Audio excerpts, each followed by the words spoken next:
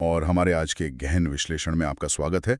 आज हम उस एक चीज के अंदर झांक रहे हैं जो हर बाथरूम की दीवार पर चुपचाप लटकी रहती है, पर जिसके बिना हमारी सुबह की शुरुआत ही नहीं हो सकती। गीजर या वाटर हीटर। हमारे एक श्रोता ने जो स्रोत भेजे हैं वे वाकई कमाल के हैं। उन्होंने एक साधारण से उपकरण को एक इंजीनियर और एक स्टार्टअप फाउंडर दोनों की नजरों से देखने की कोशिश की है। तो आज हमारा मिशन है इस बॉक्स के पीछे की फिजिक्स, सेफ्टी और यहां तक कि भविष्य के बिजनेस मॉडल को भी समझना। चलिए इस साधारण से दिखने वाले उपकरण की असाधारण दुनिया में उतरते हैं। तो सबसे पहले एकदम बुनियादी बात, गीजर गर्म पानी देता है, लेकिन बाजार में 3 तरह के खिलाड़ी हैं: स्टोरेज, इंस्टेंट और गैस। अगर आज कोई नई कंपनी शुरू करना चाहे तो उसे किस पर दांव लगाना चाहिए? क्या स्टोरेज गीजर का जमाना अब खत्म हो रहा है? ये एक बहुत ही दिलचस्प सवाल है, क्योंकि ये सीधे बाजार की नब्ज पर हाथ रखता है। तीनों के बीच का जो अंतर है वो सिर्फ टेक्नोलॉजी का नहीं बल्कि यूजर की आदत और इंफ्रास्ट्रक्चर का भी है। जो स्टोरेज गीजर है वो एक तरह से गर्म पानी का बैंक है। उसमें एक टंकी होती है जो मान लीजिए 15 से 25 लीटर पानी को आपके सेट किए हुए तापमान पर हमेशा गर्म रखती है। इसका फायदा, आप नल खोलते हैं और तुरंत तेज धार में गर्म पानी मिलता है। लेकिन इसका मतलब है कि वो 24 घंटे बिजली खाता रहता है, भले ही हमें पानी सिर्फ सुबह आधे घंटे के लिए चाहिए हो। बिल्कुल, और यहीं पर स्टैंड बाय लॉस की बात आती है। सुनने में बहुत छोटा शब्द लगता है, पर असल में ये एक साइलेंट बिजली चोर है। एक पुराना खराब इंसुलेशन वाला गीजर महीने में इतनी बिजली स्टैंड बाय लॉस में ही खर्च कर सकता है जितनी एक छोटा फ्रिज चलाता है। ये वो कीमत है जो हम 24 घंटे गर्म पानी तैयार रखने के लिए चुकाते हैं। और इसका जवाब है इंस्टेंट गीजर, जो तभी चलता है जब नल खुला हो। हाँ, इंस्टेंट गीजर एक एथलीट की तरह है। जब तक जरूरत ना हो बैठा रहता है, लेकिन जैसे आप नल खोलते हैं वो पूरी ताकत से दौड़ पड़ता है। अच्छा। उसमें टैंक नहीं होता, बस एक बहुत शक्तिशाली हीटिंग एलिमेंट होता है जिससे पानी गुजरते ही गर्म हो जाता है। ऊर्जा की बचत तो शानदार है, लेकिन इसकी एक बड़ी शर्त है। शर्त? उसे दौड़ने के लिए बहुत ज्यादा ताकत यानी बिजली चाहिए, एक साथ 3 से 5 किलोवाट तक, जो हर घर की वायरिंग शायद न झेल पाए। अच्छा, तो स्टोरेज भरोसेमंद है पर महंगा, और इंस्टेंट सस्ता है पर पावर हंग्री। और गैस गीजर कहाँ फिट होता है इस सीन में? गैस गीजर उन जगहों के लिए बेहतरीन है जहां बिजली महंगी या अनरिलायबल है। ये एलपीजी या नेचुरल गैस से चलता है और काम करने का तरीका इंस्टेंट गीजर जैसा ही है। पानी पाइप से गुजरता है और नीचे जल रहा बर्नर उसे गर्म कर देता है। ये चलाने में सस्ता पड़ता है, लेकिन इसमें वेंटिलेशन और सेफ्टी का बहुत ज्यादा ध्यान रखना पड़ता है। तो स्टार्टअप के लिए चुनाव इस बात पर है कि वो किस ग्राहक को टारगेट कर रहे हैं: बड़े शहर के अपार्टमेंट, छोटे शहर के घर या फिर कमर्शियल जगह। ठीक है, तो ये तो हुई बाहरी रणनीति। अब जरा इसके अंदर चलते हैं। श्रोता के नोट्स में घरकोट की एक लंबी लिस्ट है: टैंक, हीटिंग एलिमेंट, थर्मोस्टैट और एक चीज जिस पर बहुत जोर दिया गया है, प्रेशर रिलीफ वाल्व या पीआरवी। ये इतना जरूरी क्यों है? अगर थर्मोस्टैट गीजर का दिमाग है तो प्रेशर रिलीफ वाल्व उसकी जीवन रेखा है। देखिए, जब पानी बहुत ज्यादा गर्म होता है तो वो भाप बनता है, और भाप को फैलने के लिए पानी से 1600 गुना ज्यादा जगह चाहिए। अगर किसी वजह से थर्मोस्टैट खराब हो जाए और हीटिंग एलिमेंट बंद ना हो तो टैंक के अंदर दबाव इतना बढ़ जाएगा कि वो एक बॉम्ब की तरह फट सकता है। बाप रे, मैं तो इसे बस एक छोटा सा नट समझता था। ये छोटा सा नट या वाल्व उसी अतिरिक्त दबाव को बाहर निकाल देता है और टैंक को फटने से बचाता है। एक टेक्नीशियन के लिए ये सबसे खतरनाक कॉल्स में से एक होती है, जहां पानी जरूरत से ज्यादा गर्म हो रहा हो। अगर थर्मोस्टैट खराब है और पीआरवी भी जैम है तो आप सचमुच एक टाइम बॉम्ब कर बैठे हैं। इसके बिना तो गीजर बन ही नहीं सकता। ये सेफ्टी का सबसे जरूरी हिस्सा है। और इंसुलेशन के बारे में क्या? लोग 5 स्टार और 3 स्टार रेटिंग देखते हैं। क्या इसका सारा खेल इंसुलेशन का ही है? काफी हद तक हाँ। ये इंसुलेशन जो अक्सर पीओ फोम होता है, गीजर के लिए वही काम करता है जो एक अच्छी थर्मस फ्लास्क आपके चाय के लिए करती है।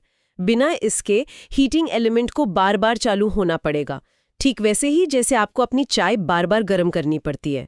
5 स्टार और 3 स्टार गीजर में सबसे बड़ा फर्क अक्सर इसी इंसुलेशन की मोटाई और क्वालिटी का होता है। और ये सीधे सीधे आपके हर महीने के बिल पर 15 से 20% का फर्क डाल सकता है। तो हमारे पास टैंक है, एक हीटिंग एलिमेंट है, एक दिमाग यानी थर्मोस्टेट है और एक जीवन रेखा यानी पीआरवी है। अब अगर मैं एक तकनीशियन हूं और मुझे इसे चालू करना है तो पर्दे के पीछे क्या होता है?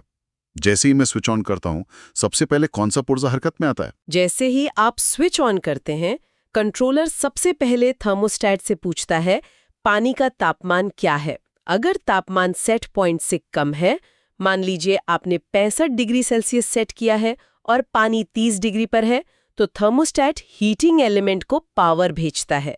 एलिमेंट गर्म होना शुरू होता है और पानी को गर्म करता है।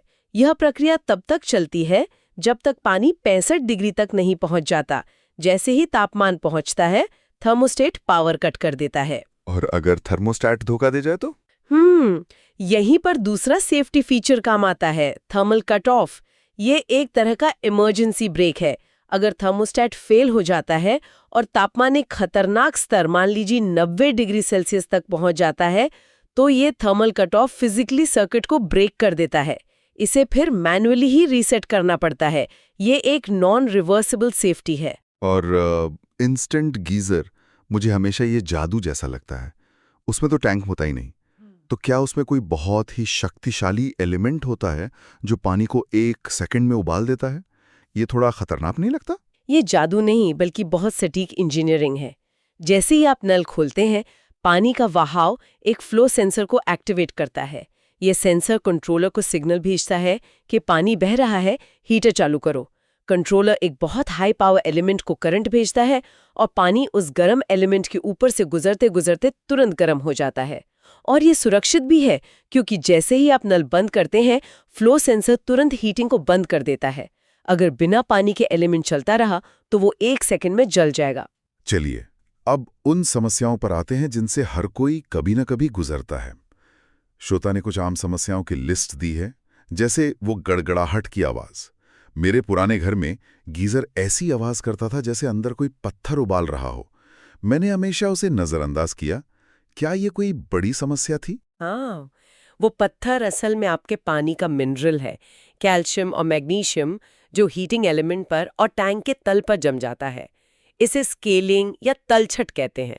ये न सिर्फ हीटिंग को धीमा करता है, क्योंकि एलिमेंट को पहले उस पत्थर की परत को गर्म करना पड़ता है, बल्कि ये एलिमेंट पर दबाव डालकर उसकी उम्र भी कम कर देता है। ये गीजर का कोलेस्ट्रॉल है जो धीरे धीरे उसे अंदर से जाम कर देता है। अच्छा, और पानी का लीक होना, क्या उसका मतलब है कि अब गीजर को बदलने का समय आ गया है? ये निर्भर करता है। अगर पाइप के जोड़ों से लीकेज है तो उसे ठीक किया जा सकता है, लेकिन अगर टैंक से पानी टपक रहा है तो इसका मतलब है कि अंदर जंग लग चुकी है और टैंक में छेद हो गया है। उस मामले में उसे बदलने के अलावा कोई चारा नहीं है। ये गीजर का हार्ट अटैक जैसा है, जिसके बाद रिकवरी लगभग नामुमकिन है। यहां तक तो हुई तकनीक की बात, लेकिन श्रोता के नोट्स का सबसे दिलचस्प हिस्सा भविष्य के बारे में है, स्टार्टअप और इनोवेशन। उन्होंने कुछ बड़े दिलचस्प नाम दिए हैं, सेंसु सहायक और फूसिनसेंस। ये क्या है? सेंसु सहायक एक बहुत ही जमीनी और व्यवहारिक आइडिया है। भारत में गीजर रिपेयर का मार्केट बहुत असंगठित है। ये आइडिया एक ऐसा प्लेटफॉर्म बनाने का है जहां भरोसेमंद प्रशिक्षित तकनीशियनों का एक नेटवर्क हो। आप ऐप से बुकिंग करें, तय कीमत पे सर्विस मिले और काम की गारंटी हो। ये अबन कंपनी जैसा मॉडल है, लेकिन सिर्फ गीजर और वाटर हीटर के लिए। ये समझ में आता है, लेकिन ये फ्यूजन सेंस वाला आइडिया, यानी गर्म पानी में खुशबू मिलाना, मुझे थोड़ा अजीब लग रहा है। क्या ये सिर्फ लग्जरी होटलों के लिए है या इसका कोई बड़ा मार्केट हो सकता है? शुरू में तो ये लग्जरी ही लगेगा, लेकिन सोचिए अरोमा थेरेपी और वेलनेस का मार्केट कितना बड़ा है। अगर कोई कंपनी इसे एक हेल्थ फीचर के तौर पर बेचे, जैसे लेवेंडर युक्त तनाव कम करने वाला शावर या यूकेलिप्टस के साथ सर्दी जुकाम में राहत देने वाला स्नान, तो ये प्रीमियम घरों में भी जगह बना सकता है। चुनौती होगी कार्ट्रिज सिस्टम को आसान और सस्ता बनाना, जैसे हम एयर फ्रेशनर के लिए इस्तेमाल करते हैं। और इन सबसे बड़ा अवसर शायद IoT यानी इंटरनेट ऑफ थिंग्स का है, मतलब स्मार्ट गीजर, ऐप से control, auto shut off, energy analytics. बिल्कुल, लेकिन ये सिर्फ दूर से ऑन ऑफ करने से कहीं ज्यादा है। सोचिए, आपका गीजर आपके इस्तेमाल के पैटर्न को सीखता है। उसे पता है कि आप रोज सुबह 7 बजे नहाते हैं तो वो 6:45 बजे अपने आप चालू हो जाएगा। अगर आप छुट्टी पर हैं तो वो वेकेशन मोड में चला जाएगा। वो आपको हर हफ्ते रिपोर्ट भेजेगा कि आपने कितनी बिजली इस्तेमाल की और उसे कैसे